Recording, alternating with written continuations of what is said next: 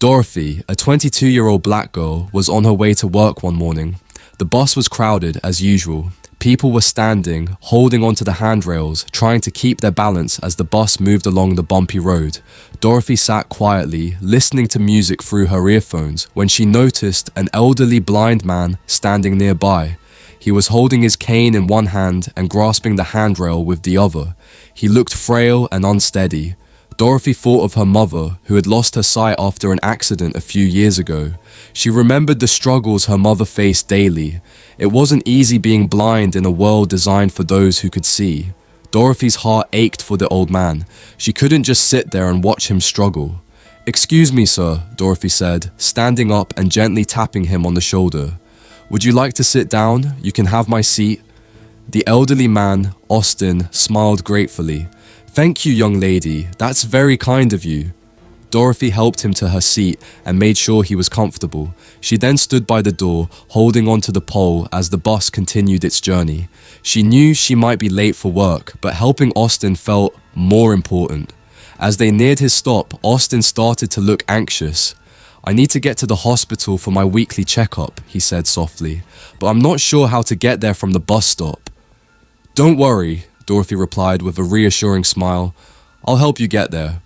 When the bus arrived at the stop, Dorothy helped Austin off the bus. She guided him carefully, making sure he didn't trip or stumble. It took them about 15 minutes to walk to the hospital.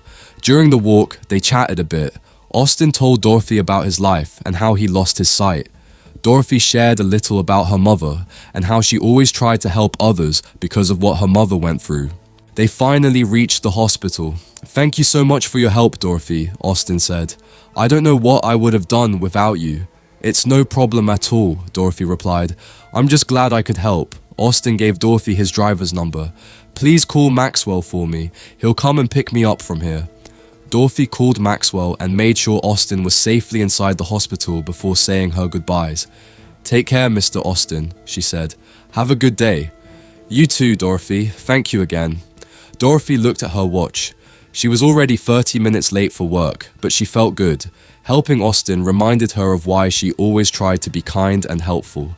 She hurried off to her job, hoping her manager would understand. Dorothy hurried through the doors of the restaurant, knowing she was late. She was almost an hour behind schedule after helping Austin get to the hospital. As she walked in, she saw Mrs. Zoe, her manager, standing near the counter with a stern look on her face. "Dorothy, where have you been?" Mrs. Zoe snapped. "You're almost an hour late." "I'm really sorry, Mrs. Zoe," Dorothy began, trying to explain. "I was helping an elderly blind man get to the hospital. He needed—" "I don't want to hear excuses," Mrs. Zoe interrupted, her voice sharp. "We have a full house, and we needed you here. This is unacceptable. I'm going to dock your pay for today." Dorothy felt her heart sink. She needed every bit of her paycheck, but she couldn't regret helping Austin. "I understand, Mrs. Zoe," she said quietly. "It won't happen again." "It better not," Mrs. Zoe huffed. "Now get to work." Zoe never liked Dorothy because of her skin color. Even when Dorothy did something right, Zoe wouldn't appreciate her like she did with the other waiters. Sometimes Zoe would delay Dorothy's monthly salary while others received theirs on time. Any chance she got, Zoe would shout at Dorothy for the smallest mistakes. "Dorothy, why is this table still dirty?" Zoe would yell, even if it had just been cleaned. Dorothy didn't let it affect her work. Dorothy remained dedicated and focused on her job with a positive attitude. As she quickly put on her apron and started taking orders. The restaurant was bustling with activity. Customers filled every table, and the noise of chatter and clinking cutlery filled the air. Dorothy moved swiftly from one table to another, taking orders, serving food, and clearing dishes. There was no time to rest. "Excuse me, miss," a customer called out, waving his hand. "We've been waiting for our check for ages." "I'm so sorry, sir. I'll get that for you right away," Dorothy replied, rushing over to the table. As she handed the check to the customer, she heard someone call her name from across the room. It was another customer needing more water. Dorothy felt like she was being pulled in every direction. She barely had a moment to catch her breath. In the late afternoon, the restaurant was still busy, though the lunch rush had calmed down a bit. Dorothy was bustling around, clearing dishes from tables and making sure everything was tidy for the next wave of customers. Her feet ached from the constant movement, but she kept going, determined to do her best despite the rough start to her day. As she was carrying a stack of dirty dishes to the kitchen, Dorothy noticed an elderly blind man struggling with the restaurant door. He seemed to be having a hard time finding the handle and getting inside. Instantly, she recognized him. It was Austin, the man she had helped that morning. "Mr. Austin!" Dorothy called out, quickly putting the dishes down and rushing over to him. "Let me help you with the door." Austin turned towards her voice and smiled, relief evident on his face. "Dorothy, thank you. I asked my driver Maxwell to bring me here. I wanted to surprise my wife for a special meal." Dorothy gently guided him inside, her mind racing with curiosity. "I'm glad you made it here safely. Please, have a seat." As she helped Austin to a table, Dorothy noticed her manager, Mrs. Zoe, walking towards them. She braced herself, expecting another stern look or harsh word. But to her surprise, Zoe's face lit up with a warm smile. "Austin, darling!" Zoe exclaimed, rushing over and giving him a tight hug. "What took you so long? I was starting to worry." Dorothy stood there, stunned. She had never seen her manager so affectionate and happy. The stern, no-nonsense Zoe she knew at work was completely different in this moment. "Darling, this is the girl I told you about," Austin said, smiling. "Zoe, she helped me get to the hospital. I never knew she worked here." Zoe turned to Dorothy with a grateful smile. "Dorothy, I didn't realize you were the one who helped my husband this morning. I called him a few hours ago, wondering why he hadn't come yet, and he told me the doctor arrived a bit late. He had to wait for Maxwell to get to the hospital after fixing the car at the mechanic. Austin told me how a girl named Dorothy helped him, gave him her seat, and got him to the hospital. Thank you so much, Dorothy, for your kindness." Dorothy's eyes widened. "Your husband?" "Yes," Zoe replied, her smile widening. "Austin is my husband. We've been married for 34 years. Today is our wedding anniversary." "Happy anniversary," Dorothy said, still trying to process the revelation. "I had no idea you two were married, and to think I met Mr. Austin this morning on the bus." Austin chuckled. "Yes, it's quite the coincidence, isn't it? Thank you again for your help, Dorothy. It means a lot to us." Dorothy excused herself to get their order as Zoe and Austin settled down at the table. She watched them from afar as they enjoyed their meal. This was a different side of her boss she hadn't seen before. Zoe was cheerful as she chatted with her husband, fed him, and even gave him a kiss. A few minutes later, Zoe called Dorothy over and asked her to sit down for a brief talk. Dorothy sat opposite them, curious about what was coming next. Zoe's expression turned more serious. "Dorothy, there's something you should know. Austin and I own this restaurant. Since his accident, I've been managing it alone. It hasn't been easy, but we've managed." Dorothy was surprised. "I had no idea you both owned the restaurant," she said. "Yes," Zoe continued, "and we're always looking for hard-working and kind-hearted people like you. I was touched hearing how you helped Austin today. You were not the only one on the bus, but you chose to help." "I'm just glad I could help," Dorothy replied, feeling a mix of emotions. Zoe smiled. "Your kindness hasn't gone unnoticed. We appreciate you, Dorothy, more than you know. For this, my husband and I have decided to increase your salary and promote you to assistant senior chef. I know you have a talent for cooking, and I want to give you the opportunity to shine." Dorothy's mouth dropped open. "Are you serious? Oh my gosh, thank you so much, Mrs. Zoe. I don't know what to say." Austin smiled at her. "Just say you'll keep being the wonderful person you are, Dorothy. We're lucky to have you." Dorothy felt tears prickling at the corners of her eyes. "I promise I'll do my best. Thank you both so much. This means the world to me." Zoe reached across the table and squeezed Dorothy's hand. "You've earned it, Dorothy.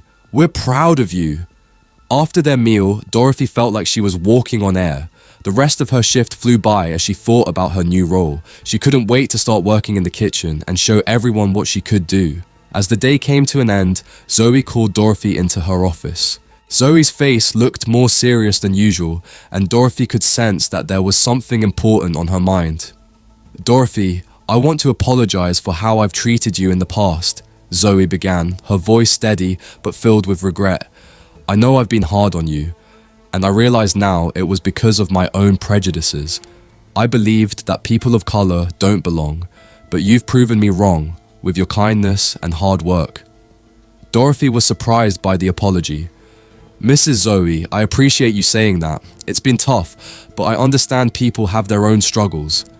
Zoe looked relieved. Thank you for your forgiveness. I'm truly sorry for the way I acted. I hope you can start this new role with a fresh perspective. Dorothy took a deep breath and smiled warmly. I forgive you, Mrs. Zoe. We all make mistakes. I'm just glad we've been able to work things out. Zoe's expression softened. Thank you, Dorothy. It means a lot to me. I know you'll do great in your new role. I will, Dorothy said, giving Zoe a reassuring smile. I'm ready to embrace this new opportunity. Zoe nodded. I know you'll do great, Dorothy. Your dedication and hard work are exactly what this place needs. Dorothy felt a weight lift off her shoulders. Thank you, Mrs. Zoe. I promise to give it my all. Starting tomorrow, you'll begin your training as assistant senior chef. I know you'll do great. Thank you, Mrs. Zoe, Dorothy said, feeling a renewed sense of purpose. I won't let you down. Walking home that evening, Dorothy felt more determined than ever. She knew that this was just the beginning of a new chapter in her life, one filled with promise and potential. Her act of kindness had led to an unexpected connection, and she couldn't wait to see where it would take her next. The next morning, Dorothy walked into the restaurant with a mix of excitement and nerves.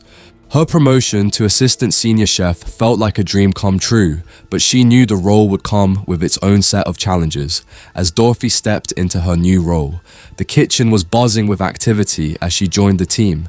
The senior chef, Chef Marco, was already busy preparing dishes and overseeing the kitchen operations. Morning, Chef Marco, Dorothy greeted him, trying to sound confident. Morning, Dorothy, Chef Marco replied, glancing up from his work. Ready to get started? Absolutely, she said, nodding. As the days went by, Dorothy faced a steep learning curve. The kitchen was a high-pressure environment with its own dynamics and challenges. Dorothy had to quickly adapt to new techniques, handle various kitchen equipment, and manage time efficiently. At first, some of the other kitchen staff were skeptical of her abilities. They weren't used to the idea of Dorothy taking on a leadership role. But Dorothy's determination and positive attitude soon began to win them over. Dorothy, can you help me with this sauce? One of her colleagues, Sam, asked one day. I'm having trouble getting it right. Sure, Sam, Dorothy said, stepping over to assist. Let's see what we can do. Through hard work and a willingness to help others, Dorothy started gaining respect from her colleagues. She learned quickly and adapted well to her new responsibilities. Chef Marco took notice of her progress and praised her efforts. You're doing a great job, Dorothy, Chef Marco said one day. I'm impressed with how quickly you've learned and how well you're managing things. Thank you, Chef Marco, Dorothy replied with a smile. I'm just doing my best. As time went on, Dorothy was glad that her kindness had brought her this far. Those who had looked down on her because of her skin color began to see her in a new light. The change in perception was gradual but noticeable.